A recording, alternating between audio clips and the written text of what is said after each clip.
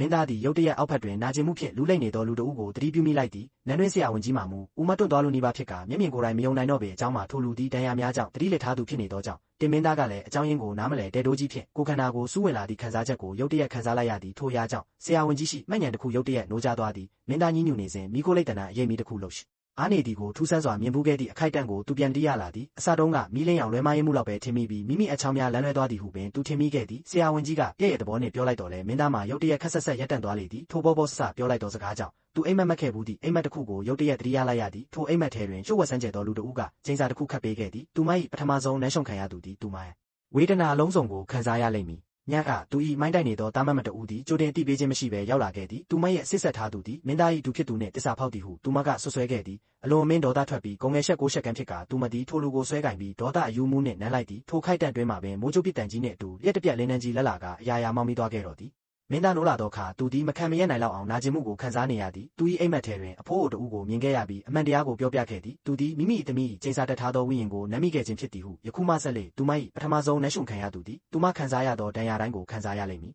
မင်းသားသည်ထိုသို့သောယူသွမှုကိုယုံကြည်ရန်ငြင်းဆန်ခဲ့သည်သို့သောခမ်းမတစ်ဖက်ရှိအရွယ်ရောက်ပြီးသူလူငယ်မလေးလဲနိုးလာသည်မိမိမိုင်းတိုက်နေစဉ်ဒေါသထွက်ပြီးကျန်းနိုင်ငံ၏မင်းသားကြီးကိုနမ်းမိခဲ့သည်ကိုပြန်တတိယလိုက်ရသည့်အခါသူမိသွေးများခဲသွားလိုနီးပါးဖြစ်ခဲ့ရသည်အပြစ်ပေးခံရမည်ကိုအလွန်ကြောက်ရွံ့နေရသဖြင့်သူမသည်မင်းသားကြီးထံအမြန်သွားရောက်ပြီးဒူးထောက်ကခွင့်လွတ်ပါရန်ပန်ကြားလေသည်သူမမတ်တက်ထွက်လိုက်သည်နှင့်တပြိုင်နက်အလွန်ဒေါသထွက်နေသောဆစ်ဆက်ထားသူသည်ခမ်းမသို့ဝင်ရောက်လာပြီးသူမကိုပါးကိုရိုက်နှက်လိုက်လေသည်ဘေးကန်းတွင်ရှိသောမင်းသားကြီးမှလည်းမိမိပါးကိုကင်ပြီးနာကျင်မှုကိုခံစားလိုက်ရသည်ထိုတိုင်းနှက်ခံရခြင်းကိုမိမိကိုယ်တိုင်ခံစားရတဲ့ကဲ့သို့ဖြစ်နေခဲ့သည်ထိုလူသားရုပ်ကသူ့ဦးလေးထံမင်းသားထံဤအကြောင်းလုံးဝအတန်မထွက်ရန်သူမကိုချင်းချောက်ပြောဆိုပြီးနောက်အခြားမျိုးသမီးတဦးကိုလက်ကင်ထားကအမျက်ထွက်ပြီးထွက်ခွာသွားလေတော့သည်